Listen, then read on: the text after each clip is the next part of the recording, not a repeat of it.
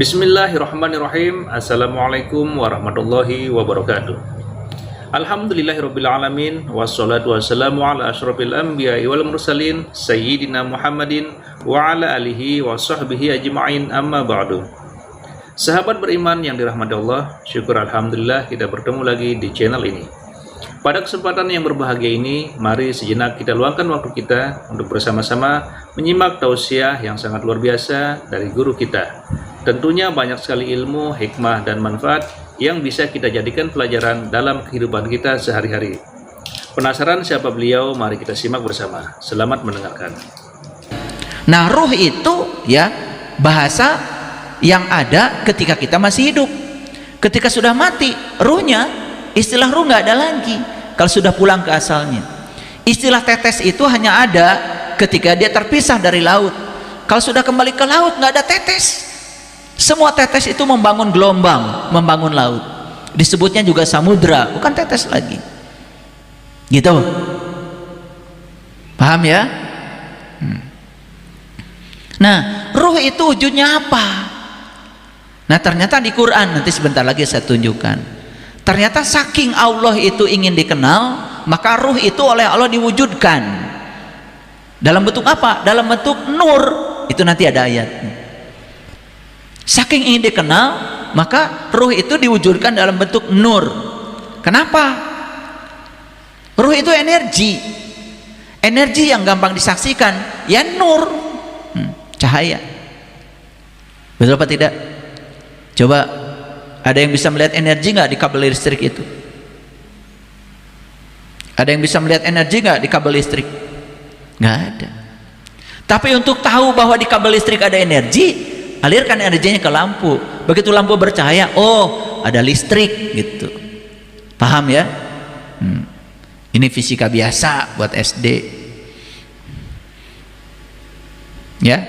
Makanya gelombang elektromagnetik juga ada yang nampak, ada yang tidak nampak. Hebat ya Allah. Kebayang nggak kalau gelombang elektromagnetik yang datang ke HP kita itu berupa cahaya, cahaya tampak?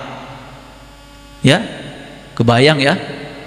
Di ruangan ini semua punya HP, semua terima WA, semua gelombang yang datang dalam bentuk cahaya. Bayangkan ya, Pak Suliwer,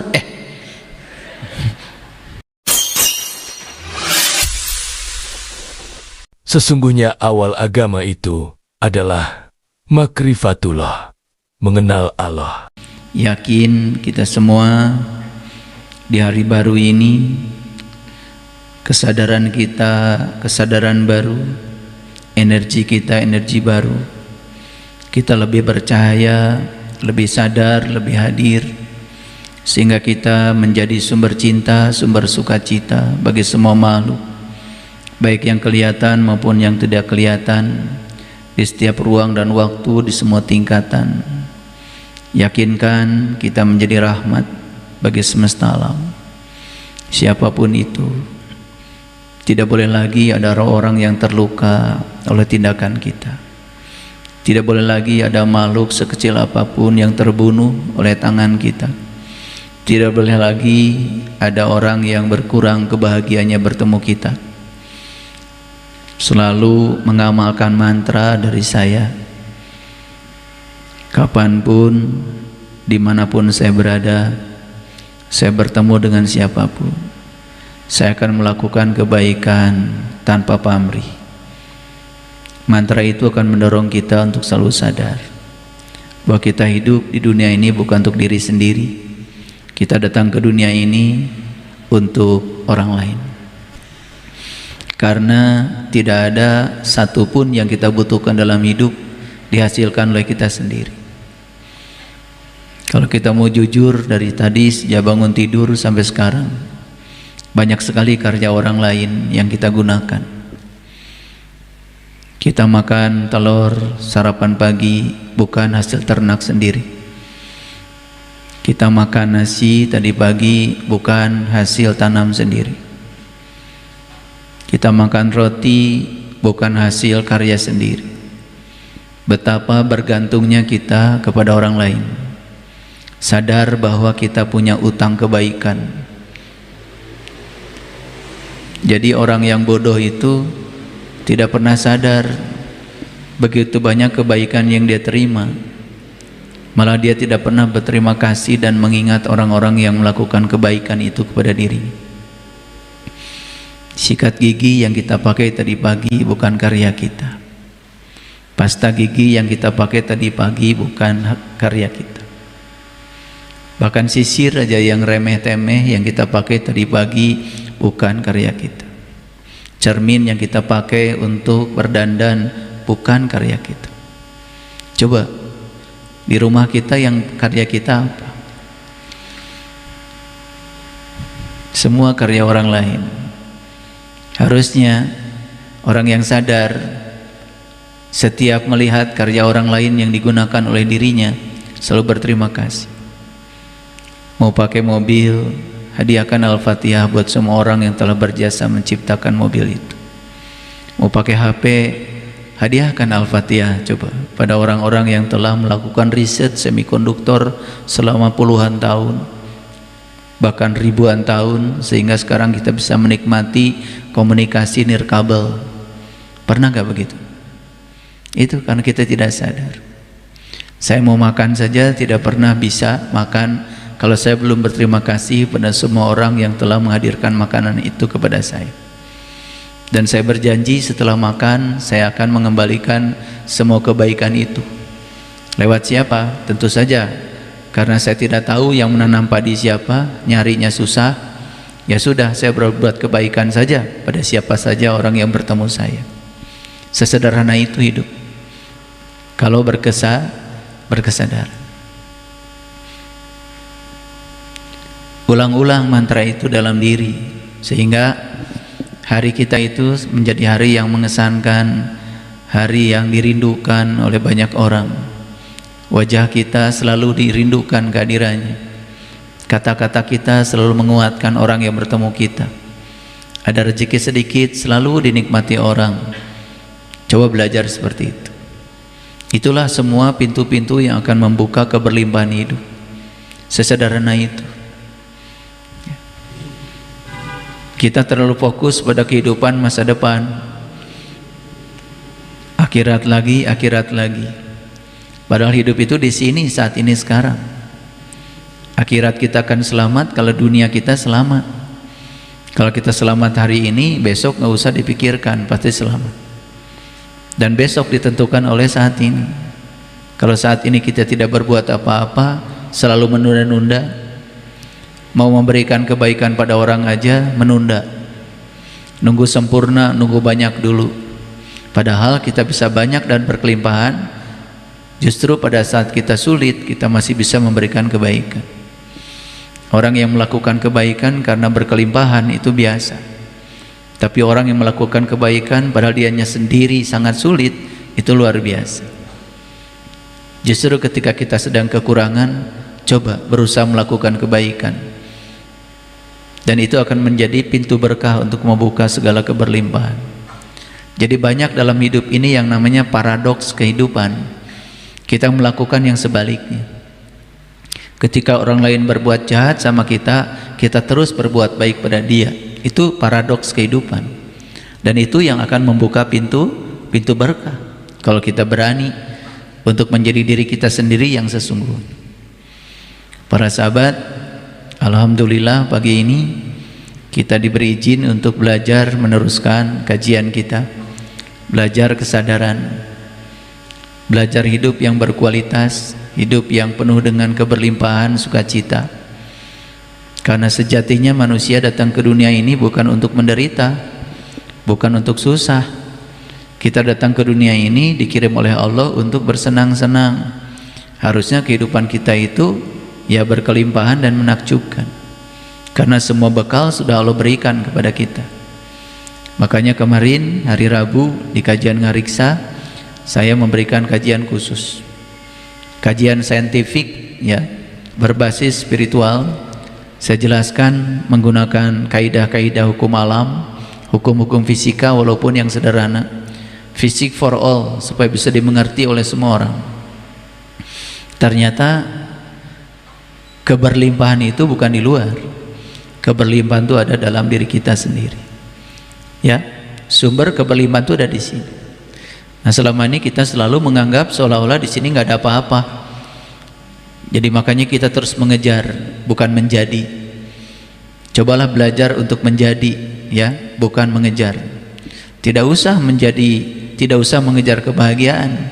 Menjadi bahagia aja saat ini, pasti akan menarik kebahagiaan. Tidak usah mengejar cahaya, menjadi cahaya aja. Tidak usah mengejar cinta, menjadi cinta aja. Karena hadiah dari cinta, ya pasti dicintai.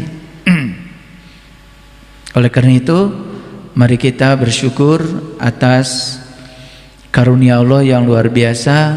Dan saya selalu yakin setiap judul kajian saya selalu bersesuaian dengan orang yang hadir, baik yang hadir secara offline di tempat ini maupun puluhan ribu sahabat kita yang sudah menunggu secara online, ya, di TikTok Live hari ini.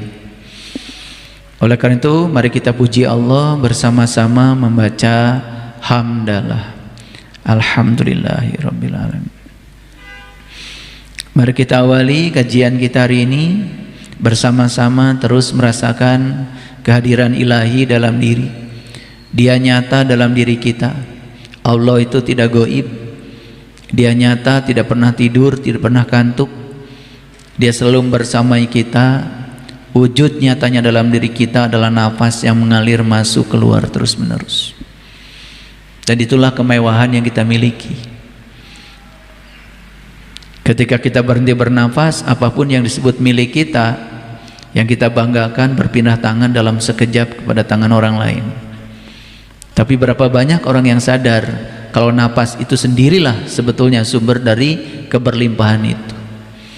Makanya selalu sadar bahwa begitu besar cinta kasih Allah kepada kita. Dia selalu memilihkan yang terbaik untuk kita walaupun kita tidak suka. Tetapi dengan kesabaran kita akan mengerti, suatu saat kita akan sampai di situ. Makanya syukur itu bukan di akhir perjuangan, tapi syukur itu justru awal keberlimpahan. Bersyukur itu ya sekarang aja. Syukur itu sekarang aja. Walaupun faktanya kita kekurangan, coba di dalam diri kita penuhi rasa berkecukupan. Rasa berkecukupan berarti rasa berkelimpahan. Hukum alamnya sederhana, like attracts like. Kalau dalam diri kita ada rasa berkelimpahan, maka yang kita tarik adalah keberlimpahan. Kalau syukurnya nanti di akhir perjuangan, berarti ya yang di nanti-nanti itu tidak akan pernah tiba. Itu hanya ilusi aja, ilusi pikiran kita sendiri. Ya, sesederhana itu sebetulnya untuk menarik keberlimpahan kalau cerdas. Makanya ya, hidup itu harus cerdas. Yang harus dicerdaskan dua. Satu, ya, keterampilan berpikir kita dinaikkan terus menerus. Dari mulai menghafal, memahami, ya, menerapkan, menganalisis, mengevaluasi sampai tingkat yang paling tinggi, ya, pikiran kita bisa mensintesa. Karena hidup itu menyelesaikan masalah. Yang kedua yang harus ditingkatkan dalam diri kita adalah kecerdasan. Kecerdasan berhubungan dengan kesadaran. Kesadaran berhubungan dengan Tuhan, Sang Maha Sadar, yaitu kesadaran tertinggi yang disebut Sidra Al-Muntaha. Akses terus sumber kesadaran itu karena ada dalam diri kita, dilatih terus, ya. Oleh karena itu mari kita awali kajian kita hari ini bersama-sama memohon ridhonya, memohon berkahnya. Kiranya ilmu yang dialirkan semesta hari ini kepada kita menjadi syafaat, menjadi penolong, bisa meningkatkan kualitas kehidupan kita. Kita sapa asmanya dengan kelembutan dan cinta seraya membaca basmalah. Bismillahirrahmanirrahim. Para sahabat, hari ini saya akan menjelaskan perbedaan kualitas hidup. Jadi perbedaan kualitas hidup jiwa bercahaya dengan jiwa yang gelap. Nah, setelah kajian ini harapan saya kompetensi yang mau dibangun adalah semua kita menyadari dari cerita nanti, dari kajian tadi, dari indikator-indikator yang akan saya sampaikan, ya, saya juga akan menyampaikan ayat-ayat suci nanti, ya, kita nanti bisa tahu kita ini sudah termasuk jiwa yang bercahaya atau jiwa yang gelap. Karena kalau tidak diberitahu, kadang-kadang kita tidak bisa mengukur. Jadi ya, sekarang ini para sahabat, semua hal yang bersifat spiritual yang dulu unobservable sekarang sudah observable. Semua sudah terprediksi, semua sudah terukur. Ya, dan semua bisa diukur. Dulu orang tidak bisa tahu kalau otak kita ini ada memiliki berbagai macam gelombang. Ada gelombang beta, ada alfa, ada theta, ya, ada delta. Sekarang orang tuh bisa tahu ya, dengan mengukur pakai sensor yang alami yang diberikan Allah, kita bisa tahu nih, ini orang ada di gelombang mana. Bisa tahu, ya. Makanya kalau dengar kajian seperti ini, Bapak Ibu harus benar-benar rileks. Ya, duduknya yang rileks. Mau selonjor nggak apa-apa, yang penting jangan ganggu orang. Karena ternyata ya, duduk yang rileks itu berhubungan dengan gelombang otak yang dipancarkan. Karena ketika duduknya tegang, ya, pundaknya tegang, ya, pinggangnya tegang, ternyata ya, gelombang otaknya masih ada di gelombang beta. Itu agak sulit itu, apalagi ya, untuk masuk di alam bawah sadar. Paling juga banyak orang yang belajar ilmu hanya di pikiran sadar, sebentar ingat, besok sudah lupa lagi. Padahal dalam diri kita ada yang namanya hard disk kosmik, ya. Hard disk kosmik itu adalah ya, tempat menyimpan segala memori, dan itu namanya alam bawah sadar. Alam bawah sadar ini adalah mesin yang sangat luar biasa, karena dia ya, bisa mengendalikan kita 88%. Sedangkan pikiran sadar itu kekuatannya cuma sekitar 12%. Ya, begitu. Makanya relax ya. Jangan benturkan pengetahuan yang didapat dengan pengetahuan lama yang ada di sini. Nanti jadi lelah, ya. Jadi lelah. Makanya udah terima sami'na wa atona, ya. Sehingga kita akan menjadi luas sekaligus juga luas ya terhadap ilmu pengetahuan. Baik, sudah siap untuk belajar? Baik. Saya ingin menjelaskan dulu sedikit saja ya, karena banyak yang mungkin tidak mengerti ya, apa sebetulnya jiwa itu. Ini harus dialami sebetulnya ya. Jadi kalau para sahabat nanti suatu saat ingin dibimbing langsung oleh saya, bisa bimbingan khusus supaya mengalami langsung ya, bukan sekedar persepsi dan interpretasi. Jadi begini Bapak Ibu, Allah itu kan sudah meniupkan ruhku ke dalam diri kita. Ini sudah saya ulang-ulang berkali-kali. Ayatnya berbunyi, fa iza sawaituhu wa nafakhtu fihi mir ruhi faqa'u lahu sajidin. Ketika aku sudah selesai menciptakan tubuhmu, wadahnya, fisiknya di rahim ibu, lewat proses yang alami, ya, semua berasal dari unsur-unsur yang berasal dari alam. Ya, ya, semua ya berasal dari unsur-unsur yang berasal dari alam. Ayah ibu kita dulu ya menyantap semua unsur-unsur yang ada di alam, karena mereka kan setiap hari makan dan minum. Nah, apa yang dimakan, apa yang diminum itu jadi saripati. Di ayah saripati namanya sel sperma, di ibu saripati namanya sel telur. Nah, sel sperma dan sel telur tidak akan bisa bertemu kalau Allah tidak menyampaikan kasih sayang. Makanya sama ayah disemaikan kasih sayang, sama ibu disemaikan kasih sayang. Litaskunu ilaiha. Nah, begitu disemaikan kasih sayang, maka ayah dan ibu kemudian bersepakat untuk hidup bersama. Saat itulah ayah dan ibu berpelukan, kan? Betul? Jadi sebetulnya kita harus sadar bahwa kita ini hasil pelukan, bukan hasil pukul-pukulan. Kalau pukul-pukulan ya kamu nggak ada, betul nggak? Ya. Nah, karena kita hasil pelukan, berarti kita ini buah cinta. Berarti kita datang ke dunia ini ya dibangun oleh sesuatu yang bernama cinta. Ya, harusnya kalian itu menjadi sumber cinta, bukan jadi sumber kebencian, sumber onar, merusak alam, ya, menyebarkan hoax, fitnah, ya, menyebarkan kata-kata yang penuh dengan kebencian. Aneh. Jadi orang-orang yang hari ini suka mencaci maki orang lain, menghujat orang lain, merendahkan orang lain, itu kan tidak sadar aja kalau dirinya hasil pelukan. Sadar aja kalau dirinya hasil pelukan, pasti dia ingin memeluk, pasti ingin menjadi sumber cinta. Nah, setelah sempurna diciptakan tubuh kita, maka Allah ngasih energi yang namanya ruh. Ruh siapa? Ruhku, bukan ruhmu.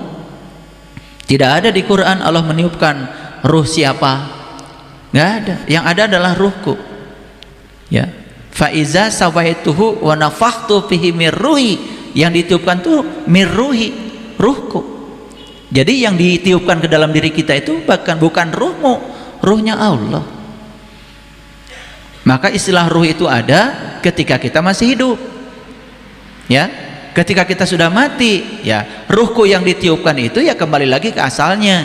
Ketika kembali ke asalnya, namanya bukan ruh lagi, ya kembali lagi menjadi sumber asal. Makanya ruhku yang ditiupkan itu harus tahu jalan pulangnya, harus tahu jalan pulang. Jadi banyak yang bingung nih, nanti ketika mati itu ruhku mau kemana pulangnya.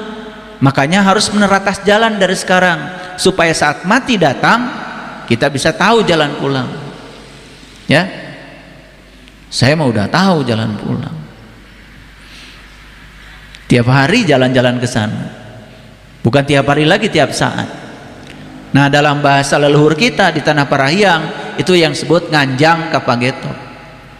Nganjang itu berkunjung, Pageto itu masa depan. Jadi sekarang ini harus bolak-balik kita berkunjung ke situ, supaya saat kematian datang kita nggak asing lagi, karena sudah terbiasa jalan itu dilewati setiap hari. Makanya jangan santai hidup itu, ya. Kalian malah sibuk ngurusi yang gak penting, ya.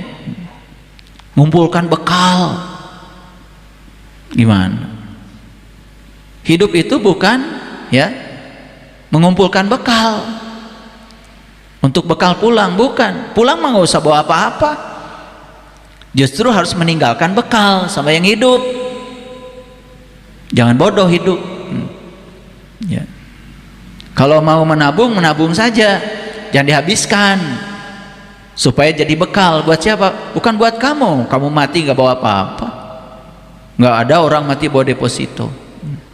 Deposito ya buat nanti yang hidup, anak leluhur, anak cucumu, begitu. Jangan bodoh.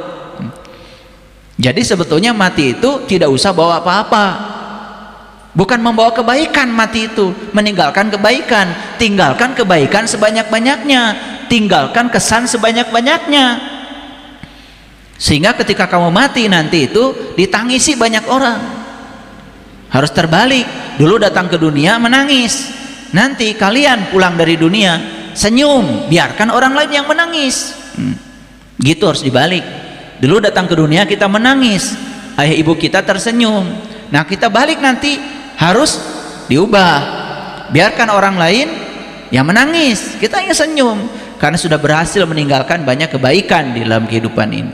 Sekarang tanya, kebaikan apa yang sudah kamu buat? Mau hidup cuma mikirin diri sendiri? Mohon maaf ya, kita ini kadang-kadang suka sok-sokan aja, sombong, merasa paling mulia, kalah sama pohon pisang. Pisang aja menghasilkan buah pisang, gak ada pohon pisang makan buah pisang satupun. Semua dipersembahkan buat semuanya. Itu hukum alam. Makanya orang yang hidupnya hanya memikirkan diri sendiri, lihat saja hidupnya seperti apa. Gak bermanfaat hidupnya. Kaya hanya untuk diri sendiri. Pelitnya auzubillah. Tetangga kelaparan aja gak peduli. Anaknya mewah-mewahan. Tetangga anaknya gak sekolah, diam aja. Gak ada gunanya hidup. Orang yang hidup seperti itu sudah melanggar hukum alam. Nah, orang yang sesuai dengan hukum alam, hidupnya buat orang banyak, bukan hanya mementingkan diri sendiri. Itu maka Rasulullah bersabda, sebaik-baiknya manusia yang berguna bagi manusia lain. Nah, kembali kepada ruh tadi. Nah, ruh itu ya bahasa yang ada ketika kita masih hidup. Ketika sudah mati, ruhnya, istilah ruh nggak ada lagi kalau sudah pulang ke asalnya. Istilah tetes itu hanya ada ketika dia terpisah dari laut. Kalau sudah kembali ke laut nggak ada tetes. Semua tetes itu membangun gelombang, membangun laut. Disebutnya juga samudra, bukan tetes lagi. Gitu. Paham ya? Nah, ruh itu wujudnya apa? Nah, ternyata di Quran, nanti sebentar lagi saya tunjukkan. Ternyata saking Allah itu ingin dikenal, maka ruh itu oleh Allah diwujudkan. Dalam bentuk apa? Dalam bentuk nur. Itu nanti ada ayatnya. Saking ingin dikenal, maka ruh itu diwujudkan dalam bentuk nur. Kenapa? Ruh itu energi. Energi yang gampang disaksikan, ya nur, cahaya. Betul apa tidak? Coba, ada yang bisa melihat energi nggak di kabel listrik itu? Ada yang bisa melihat energi nggak di kabel listrik? Nggak ada. Tapi untuk tahu bahwa di kabel listrik ada energi, alirkan energinya ke lampu. Begitu lampu bercahaya, oh ada listrik gitu. Paham ya? Ini fisika biasa buat SD. Ya, makanya gelombang elektromagnetik juga ada yang nampak, ada yang tidak nampak. Hebat ya Allah. Kebayang nggak kalau gelombang elektromagnetik yang datang ke HP kita itu berupa cahaya, cahaya tampak? Ya, kebayang ya? Di ruangan ini semua punya HP, semua terima WA, semua gelombang yang datang dalam bentuk cahaya. Bayangkan ya, pasuliwer, apa ya pasuliwer ya? Bahasa Garut itu pasuliwer. Ya, pabaliut kan? Ya, ya kebayang ya, terganggu mata kita. Tetapi gelombang elektromagnetik yang datang ke sini tidak perlu berwujud cahaya. Maka disebut gelombang elektromagnetik yang tak tampak. Punya panjang gelombang dan frekuensi tertentu. Hebat Allah. Kita tidak terganggu, tahu-tahu video masuk. Kita tidak terganggu, tahu-tahu WA masuk. Informasi masuk dibawa oleh energi. Keren kan? Pernah berpikir seperti itu? Yakin enggak lah, kejauhan. Yang penting mah WA ngegeter, betul nggak? Nah, jadi ruh itu dibentuk oleh Allah, dimanifestasikan jadi nur. Dalam tradisi Islam, nur itu dibagi tiga. Ada nurullah, cahaya Allah. Ada nur Muhammad, cahaya terpuji. Yang ketiga ada nur insani. Nah, nur insani ini disebut jiwa. Jadi jiwa ini setiap saat selalu dibimbing tuh oleh dua nur itu, Nurullah dan Nur Muhammad. Nurullah cahaya Allah, Nur Muhammad sering disebut Rasulullah sejati. Maka sifat Rasul ada 4: sidik, amanah, fatonah, balaghah. Makanya ketika jiwa ini menyimpang dari Allah dan Rasulnya, pasti ada yang negur dari dalam. Ketika kalian bohong, ada yang negur tuh, yang negur namanya sidik, benar. Ketika kalian tidak amanah, ada yang negur dari dalam, yang negur namanya amanah. Ketika kalian melakukan tindakan bodoh, ada yang negur dari dalam, namanya fatonah. Kan kalian suka begini, aduh bodoh saya, kenapa ya saya bisa tertipu? Tuh yang negur namanya fatona. Itu Rasulullah itu hidup di sini.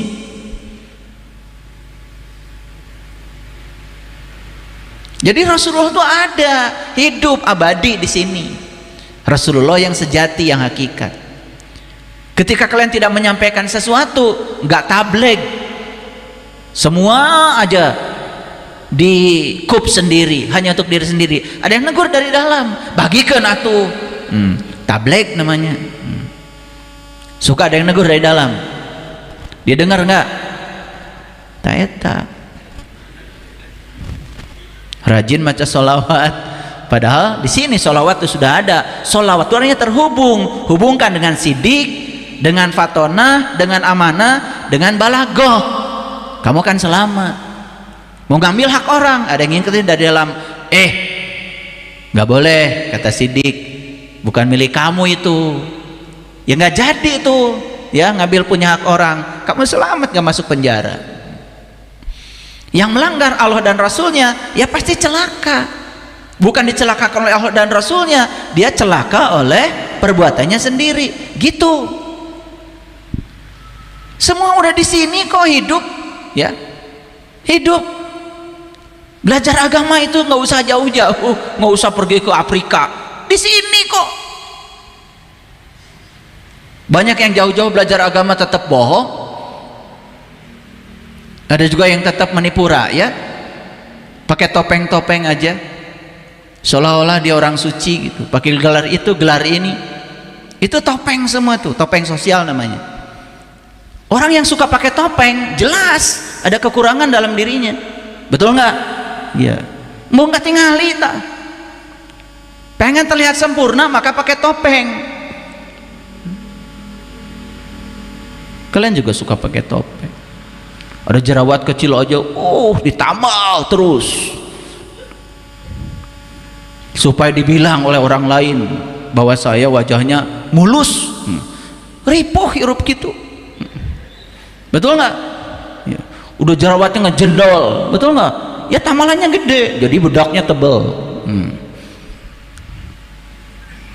Riweuh. Jadi ngerti sekarang jiwa.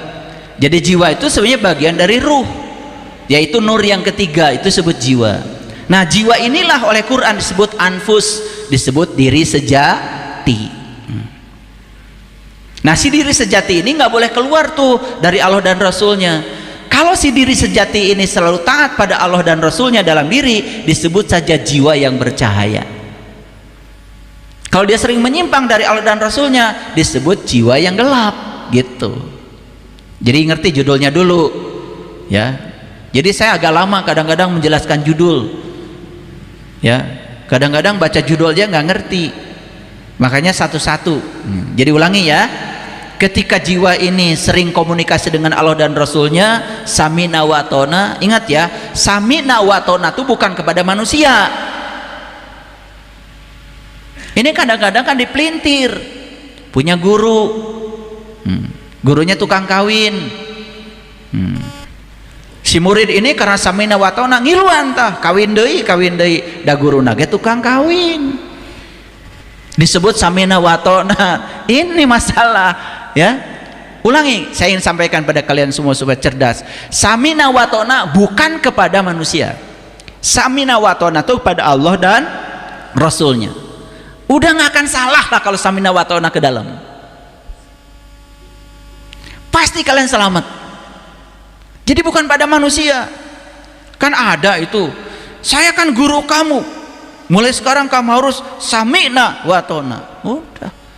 Akhirnya jadi didoktrin supaya tunduk, disuruh maling juga mau.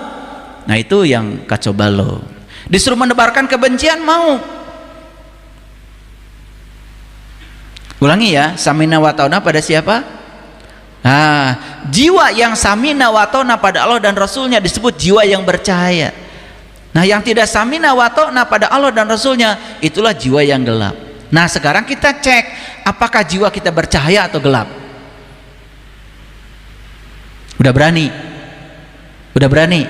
Ya kita cek, harus dicek. Ngaji itu harus ada juntrungannya, ya. Sekali lagi ya, kalian ngaji ke tempat ini, ya saya tidak menjanjikan pahala. Yang ingin cari pahala, cari aja tempat lain. Yang suka ngiming-ngiming pahala. Di sini nggak ada pahala. Di sini ngaji buat ngerti, buat sadar, gitu aja. Supaya hidupmu hari ini berkualitas. Hari ini hidupmu berkualitas, besok pasti berkualitas, gitu. Jadi jangan selalu angan-angan. Mutar dulu, mau ke Cibabat, ke Lembang dulu, supaya langkahnya tambah banyak katanya. Betul nggak? Supaya pahalanya banyak. Kadang-kadang kita ditipu gitu aja, setuju. Ada nggak yang suka begitu? Ini mantan kayaknya ini. Dari wajahnya kelihatan sih. Lihat saya, ciri jiwa yang bercahaya yang pertama, ya. Dia sudah menjadi dirinya sendiri. Dia percaya pada dirinya sendiri. Ya. Sebaliknya kalau jiwa yang masih gelap, dia selalu tertarik untuk menjadi orang lain. Nah, orang yang tertarik menjadi orang lain, perhatikan, hidupnya penuh dengan kepalsuan. Dia ingin dibilang bagus kata orang walaupun menyiksa dirinya sendiri. Banyak yang kayak gitu. Coba tanya sama kalian. Atuh da teu raos ku tatangi. Betul nggak? Iya. Ada yang konsultasi sama saya secara pribadi. Biasanya saya suka tanya, kenapa konsultasi? Seberat apa sih masalahnya? Oh, ini berat sekali. Udah begitu datang, apa masalahnya? Gini ayah, anak saya pacaran, hamil. Oh, itu yang disebut berat. Kawinkan. Gimana tetangga? Tuh mulai. Betul nggak? Betul nggak? Masalah yang sederhana itu langsung diembel-embeli. Gimana kata orang? Gimana kata tetangga? Gimana saudara-saudara? Kan dipersulit oleh dirinya sendiri. Betul apa tidak? Nah, ini karena kita jadi orang lain. Coba jadi diri sendiri. Anak-anak orang, tanggung jawab orang, kawinkan, beres. Ya diomongkan orang 2-3 bulan tenanaon kayak geus lahir mah budakna lucu digendong. Betul apa tidak? Ini dramanya di sini, ya, drama di sini. Nah, kalau jiwa yang bercahaya nggak peduli apa kata orang. Kan kita yang paling tahu. Kita yang paling tahu diri kita sendiri. Kita yang paling tahu keluarga kita. Ya sudah, nggak perlu marah-marah sama anak. Marah tidak akan menyelesaikan masalah. Mungkin anak itu juga tidak mengira kalau kejadian akan seperti itu. Coba fokus pada solusi. Kawinkan, beres. Tebaga duit, aduh tinggal nyieun NA ka KUA. Numpang. Tebaga tumpang, geus ngaliwat. Nah, meni hese. Betul nggak? Kan tidak ada syarat menikah itu tumpang hajat. Betul nggak? Ada pengantin laki-laki, pengantin perempuan, ada wali, ada saksi, gitu. Sugan ayah tumpang didinya. Nu mahal teh eta nu diayakeun ku pikiran, daerah ku batur. Betul nggak? Ya, teu boga duit nganyuk. Jadi boga hutang, itu tidak jadi diri sendiri. Itu jiwa yang gelap. Tahu saya. Dari wajah-wajahnya juga saya tahu. Betul nggak? Iya, kencena karasaun. Kan saya sudah bilang kalau judul ini pasti cocok dengan yang datang. Itu namanya resonansi. Betul nggak? Iya. Cena karasaun. Yuk, sekarang dari indikator yang pertama, ya, sudah bisa diukur nggak? Jiwa saya gelap apa terang?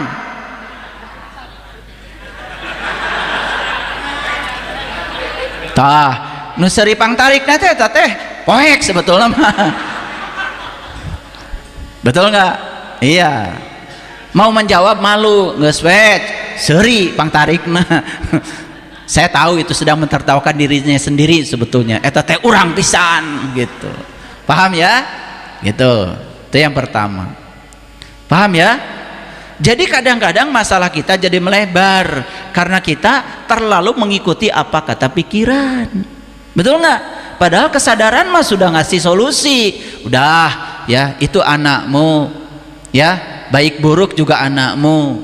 Introspeksi diri. Kenapa itu bisa terjadi? Barangkali karena kamu tidak betul-betul, ya, bertanggung jawab, ya, ngaping anak sendiri. Itu aja. Ada pelajaran yang bisa diambil.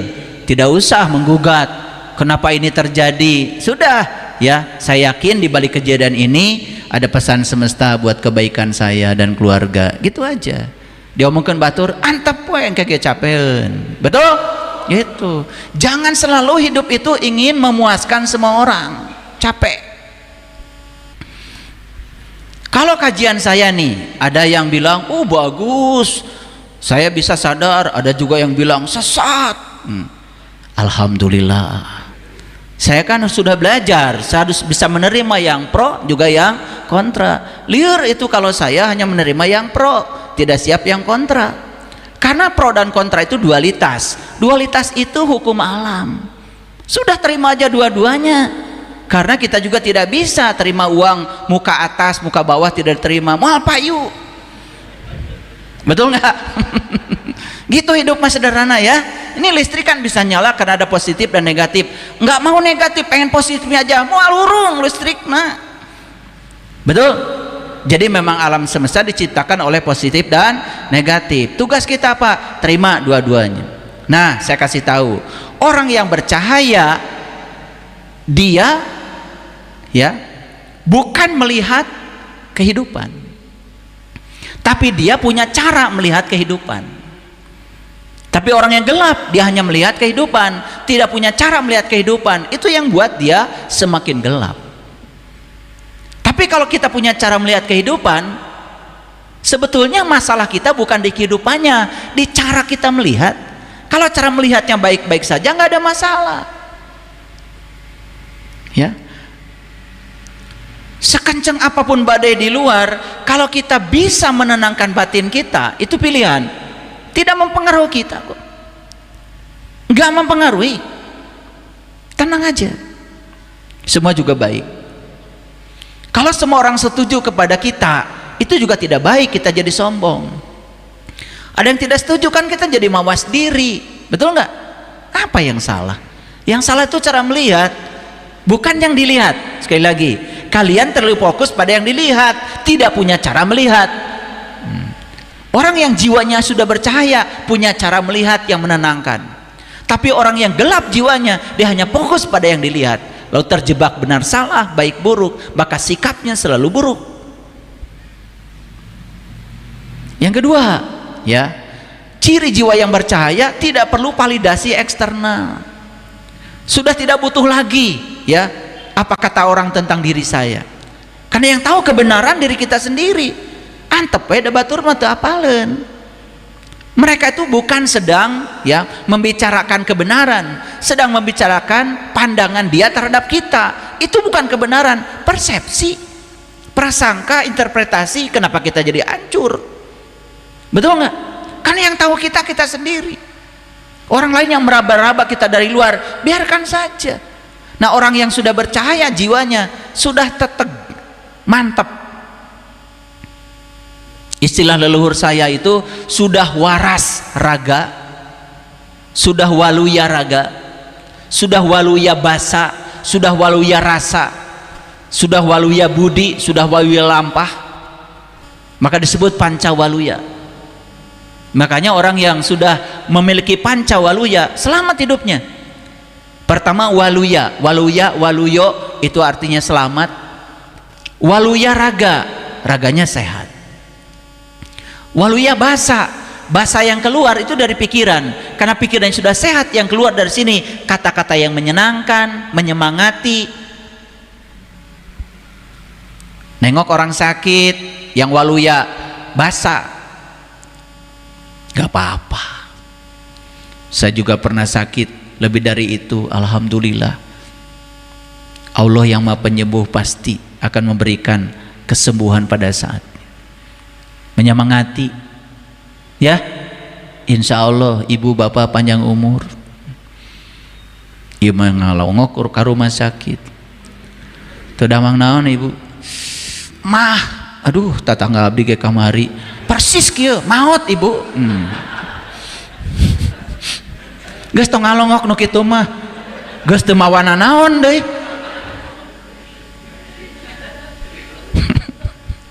Ini karena tidak waluya nih basanya. Makanya kalau ingin waluya basa, waluyakan dulu pikirnya. Coba lihat ya, orang-orang yang penuh dengan kebijaksanaan, kan sering disebut kata-kata bijak. Kata bijak itu datang dari orang bijak yang sudah mencapai kebajikan. Yang keluar itu kata-kata bijak. Kata-katanya direferensi, menguatkan, menenangkan, begitu. Makanya pasti orang kayak gini dirindukan kata-katanya. Waluya basana, waluya ragana, waluya basana, waluya rasana. Rasa itu adalah kreator kehidupan, pencipta. Karena rasa ini punya kekuatan mencipta 5.000 kali lebih kuat daripada imajinasi. Banyak yang belajar visualisasi, afirmasi, mantra, semua di pikiran.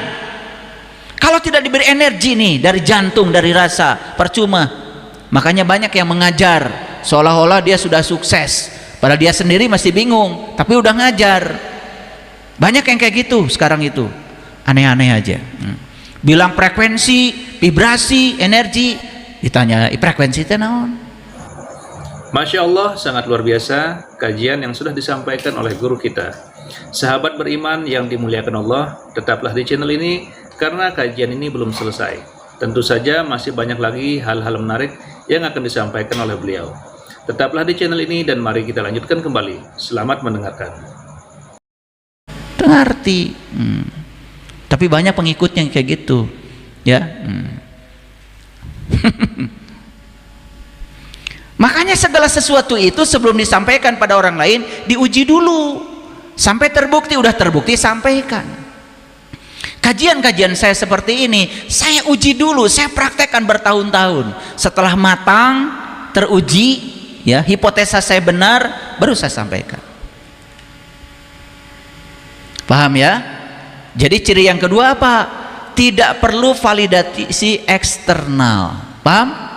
Jadi tidak perlu sanjungan, tidak perlu tepuk tangan. Itu jiwa yang bercahaya begitu. Nah, yang masih perlu tepuk tangan, kalau ngasih sama orang lain, orang harus berterima kasih. Kalau sudah dikasih, semua orang harus sujud sama kamu. Kalau nggak sujud nggak dikasih lagi, ini gelap jiwanya. Masih ada di sini. Saya tahu. Mau saya absen? Yang ketiga, ciri jiwa yang bercahaya itu tenang di tengah badai. Kenapa? Dia sudah punya pijakan, dia sudah punya prinsip, dia sudah punya sudut pandang. Kenapa? Dia tidak melihat badai sebagai sesuatu yang menghancurkan. Justru dia melihat badai sesuatu yang membangkitkan, sesuatu yang menyadarkan. Dan orang yang sudah bercahaya jiwanya, ketika badai datang, dia menari bersama badai, tidak melawan badai. Apapun cuacanya, dia menyesuaikan diri pada cuaca, bukan menolak cuaca. Kalau yang jiwa gelap, hujan, goreng ke maneh nama. Panas, dicarioskeun. Betul nggak? Iya. Makanya ada cerita ya, seorang ibu punya 2 anak. Yang satu anaknya itu tukang payung, yang satu tukang jualan es. Bayang ya? Iya. Begitu hujan, ya, dia meratapi anaknya yang tukang es. Kenaon ibu? Aduh, iya budak nu jualan es berhenti payu es. Betul nggak? Begitu panas. Kunaon deui ibu? Bingung. Iya budak tukang payung, kumaha jualan payungna? Karena dia berfokus pada yang negatif. Padahal dia punya pilihan lain. Ya, ketika panas, alhamdulillah. Berarti anak saya yang tukang es laku, bisa ngasih sama anak saya yang jualan payung. Ketika hujan terus, alhamdulillah anak saya tukang payung, laku payungna. Bisa merek ke budak anu jualan es. Coba, kan tergantung fokus. Begitu fokusnya diubah, kan damai. Ketidakdamaian bukan karena hujan, bukan karena panas, salah melihat. Nah, orang yang sudah bercahaya jiwanya, dia itu selalu tenang aja di tengah badai. Kenapa? Dia fokus pada yang positif. Ya. Nih jiwa yang bercahaya, ketika istrinya boros, alhamdulillah ya Allah, pun bojo teh boros pisan. Alarm berarti kanggo abdi, sepados abdi langkung seueur rezekina. Gitu. Lain ama kamekan. Ya, yuh kudu mahi. Ari duit kan 100.000. Meuli kalender we atuh. Betul enggak? Kalau jiwa yang bercahaya itu ya terang benderang. Kenapa? Dia melihat, oh, tidak melihat keburukan. Tidak melihat keburukan. Dia selalu berfokus pada yang tak terbatas. tidak berfokus pada yang terbatas. Jadi sebesar apapun badai, tidak akan pernah dia izinkan untuk masuk ke dalam dirinya. Dia tetap saja tenang di tengah badai. Itu jiwa yang percaya. Dari 3 ciri ini sudah kebayang nggak kalian jiwa yang mana? Nah, cari cing wae. Jiwa yang mana? Kakaratilu. Gak apa-apa ya. Makanya pulang dari kajian ini langsung sadar, oh ternyata saya belum seperti yang jiwa yang bercahaya. Berarti saya harus segera hijrah. Minat dulu mati ilan nur, dari poek kacaang, dari gelap kepada terang, dari nggak sadar menjadi sadar. Ya, itu. Jadi saya sama sekali bukan mau memvalidasi Bapak Ibu yang datang maupun yang nonton di TikTok. Tidak. Saya ingin membantu supaya Bapak Ibu sadar pada diri. Itu namanya ilmu tahu diri. Ya, dengan ilmu tahu diri kita juga jadi tahu apa yang terbaik bagi diri, bagaimana cara mengubah diri. Orang yang jiwanya sudah bercahaya, hidupnya dalam penerimaan. Orang yang gelap, hidupnya dalam penolakan. Coba Bapak Ibu, ketika diterima, apapun gak ada masalah. Masalah itu terjadi karena penolakan. Dan biasanya yang Bapak Ibu tolak yang apa? Yang tidak disukai. Padahal kata Allah, boleh jadi kamu tidak suka ini, tapi ini amat baik bagi kamu. Kan Allah udah bilang, wallahu ya'lamu wa antum la ya'lamun. Allah tahu, kamu gak tahu. Nah, orang yang nerima, dia percaya di balik itu ada rencana Allah yang lebih besar. Ketika dia kehilangan sesuatu, dia tidak meratapi kehilangan. Saya percaya ini bukan kehilangan, tapi Allah akan mengganti dengan sesuatu yang lebih baik lagi untuk saya. Itu jiwa yang bercahaya. Tapi kalau jiwa yang gelap, begitu kehilangan, waduh, seolah-olah itu akhir dari kehidupan. Stres, gak bisa tidur, merem diri di kamar, ditanya marah, ih serem. Banyak yang kayak gitu. Ya siapa?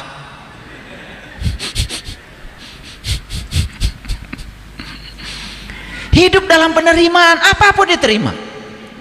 Nih ya, saya lagi ngobrol sama asisten-asisten saya. Asisten saya ngasih data sama saya, ayah, ya, jamaah kita tuh ada yang begini, oh itu anak saya. Ada yang begitu, oh itu anak saya. Saya terima semuanya apa adanya. Saya tidak mau, oh ini yang baik menurut kategori saya, murid saya. Yang tidak baik, ini bukan murid saya, tidak begitu. Semua anak-anak saya. Justru saya belajar dari mereka. Sebenarnya guru yang sebenarnya itu adalah murid. Dan guru yang hebat, dia setiap hari belajar dari muridnya. Bagaimana kita bisa belajar ya tentang sabar kalau semua muridnya baik? Justru guru itu bisa jadi sabar kalau ada murid yang nakal. Dan dia belajar sabar dari yang nakal itu. Tapi di sekolah nggak begitu, yang disebut nakal oleh guru dikeluarkan dari sekolah. Sekolah macam apa yang kayak gitu? Nggak usah bikin sekolah kalau semua anak ingin baik. Pangna disakolahkeun oge hayang alus. Cenah kadarengeun taku guru. Ini mah sedikit-sedikit nakal, panggil orang tua, keluarkan dari sekolah, skorsing. Sekolah apa? Ini sekolah apa penjara? Sekolah itu pusat pendidikan. Kalau pusat pendidikan mendidik, jangan semua ingin siswanya baik saja. Justru guru belajar dari siswa yang nakal, guru belajar dari siswa yang tidak mentaati aturan sekolah. Betul nggak? Kalau semua sistem pendidikan begini dengan kesadaran, gak perlu ada skorsing. Kenapa? Siswa yang nakal itu gelap, dan gelap itu tidak bisa dihukum karena hukuman itu kegelapan baru. Tamah poek atuh karunya budak teh. Satu-satunya cara untuk membebaskan kegelapan, hadirkan cahaya. Setuju nggak Bapak Ibu?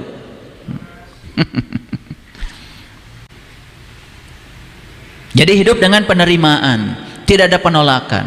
Sudah ya, takdirnya harus berpasangan dengan si A, ya terima. Dan pasti ada rencana besar Allah dengan dia, walaupun banyak hal dari dia sekarang yang kita tidak suka. Tapi kan ingat ayatnya, boleh jadi kamu tidak suka sesuatu padahal itu amat baik bagi kamu. Siapa tahu ya, suami yang tidak sabar itu dihadirkan jadi guru kesabaran, karena doanya dulu kan ingin jadi orang sabar, ya dihadirkan model kayak gitu. Terima, bukan digugat ke pengadilan agama, marah naon. Betul nggak? Nah kalau tidak menerima gimana? Ya nanti juga kalau nikah kepada yang baru pasti ketemu model gitu lagi, nah belum lulus. Betul nggak? Ilusi pikiran aja seolah-olah akan dapat yang lebih bagus. Betul nggak? Coba Bapak Ibu, dengan penerimaan itu sebetulnya kita tidak sedang menerima orang lain, kita sedang membuka jalan buat diri kita sendiri. Penerimaan itu adalah pembuka jalan keberkahan. Ya, paham? Sudah bisa menerima semua hal apa adanya. Anak-anak beragam, anak 3, masing-masing kepribadiannya lain-lain. Terima anak kita, jangan dibanding-bandingkan. Memang tipe otaknya beda, golongan darahnya beda, kepribadiannya berbeda. Jangan mereka dicetak seperti yang kita mau. Kita yang salah, harusnya kita ngikut apa yang mereka mau. Gitu baru orang tua yang benar. Maka harus belajar parenting. Tahu parenting? Naon cenah parenting teh? Teu barang ti mana? Parenting itu menjadi orang tua yang baik, supaya kita sadar bahwa setiap anak itu tamu agung yang harus dididik oleh kita menjadi diri mereka sendiri, bukan jadi seperti yang orang tua mau. Makanya harus belajar cara mendidik. Yang kelima, ya, ciri jiwa yang bercahaya bebas dari segala ketakutan dan kesedihan. Jiwa yang bercahaya hidupnya di sini saat ini sekarang. Sadar ketakutan berasal dari pikiran yang membawa dia ke masa depan. Dia sadar kalau kesedihan dari pikiran yang membawa dia ke masa lalu. Masa lalu tidak bisa diubah, selesai, tinggal sejarah. Masa depan gecan aya, angan-angan. Hidup di sini saat ini sekarang. Jiwa yang bercahaya selalu sadar dengan saat ini. Berkunjung ke saat ini sebanyak-banyaknya. Tahu kalau saat ini punya kekuatan yang luar biasa. Tapi jiwa yang gelap selalu loncat-loncat pikirannya. Kalau nggak lompat ke masa depan, loncat ke masa lalu. Kejadian yang 10 tahun yang lalu itu masih jadi traumatik, masih selalu diungkit-ungkit. Eta poek. Ada nggak yang kayak gitu di sini? Ada tuh yang datang pada saya. Saya itu sekarang sudah tobat, ayah. Sudah kembali, tetapi pasangan saya masih menganggap saya yang dulu. Wah, iya mah kudu diomean hiji deui. Jadi sudah baik pun tetap dianggap buruk. Jadi seolah-olah permanen. Jadi siapa yang mempermanenkan ini? Katanya si istri ini pengen suaminya berubah. Sudah berubah masih dipermanenkan, seolah-olah dia seperti yang dia sangka di otaknya. Dia sedang menciptakan doa seolah-olah suaminya tidak boleh berubah. Itu paradoks kehidupan, itu kebodohan Bapak Ibu. Padahal orang jahat hari ini masih punya masa depan. Bahkan orang yang baik dan suci hari ini mungkin juga pernah punya masa lalu. Orang itu bisa berubah karena perubahan itu hukum alam. Kalau sudah berubah, sudah, jangan diungkit-ungkit lagi. Katanya pengen damai. Nih sebelah sini nih, pengen nyubit saya. Paham ya? Nanti dengerin lagi kajian ini ya. Pokoknya mulai sekarang hidup di mana? Di sini saat ini sekarang. Paham ya? Ya. Kalau hidupnya selalu terlempar ke masa lalu dan masa depan, berarti jiwanya masih gelap. Udah 5 aja dulu. Coba dari nomor 1 sampai nomor 5. Sudah bisa nggak ngukur jiwa saya bercahaya apa poek? Hah? Poek? Tuh. Sebelum ngaji mau dipercaya diri, betul nggak? Seolah-olah sudah bercahaya, pahalanya banyak. Karena dandanya sudah kayak gini, ya. Jiwa bercahaya dan jiwa gelap tidak bisa ya ditipu oleh dandan luar. Gak bisa. Aslinya pasti akan kelihatan.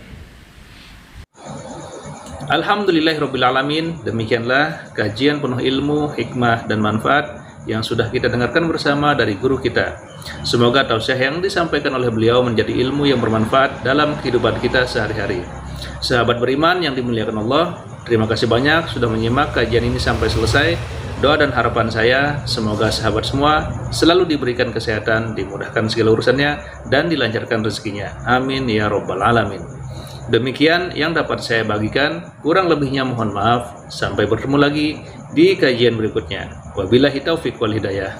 Waridho walinayah. Wassalamualaikum warahmatullahi wabarakatuh. Setelah kita mendengarkan bersama tausiah yang sangat luar biasa dari guru kita, sekarang mari kita lanjutkan aktivitas kita masing-masing. Semoga tausiah yang beliau sampaikan kepada kita semua menjadi ilmu yang bermanfaat dalam kehidupan kita sehari-hari, dan semoga kita semua bisa istiqomah dalam mengamalkannya. Amin ya Rabbal Alamin. Selamat beraktivitas buat sahabat semua dan sukses selalu. Sampai bertemu lagi di video berikutnya. Wassalamualaikum warahmatullahi wabarakatuh.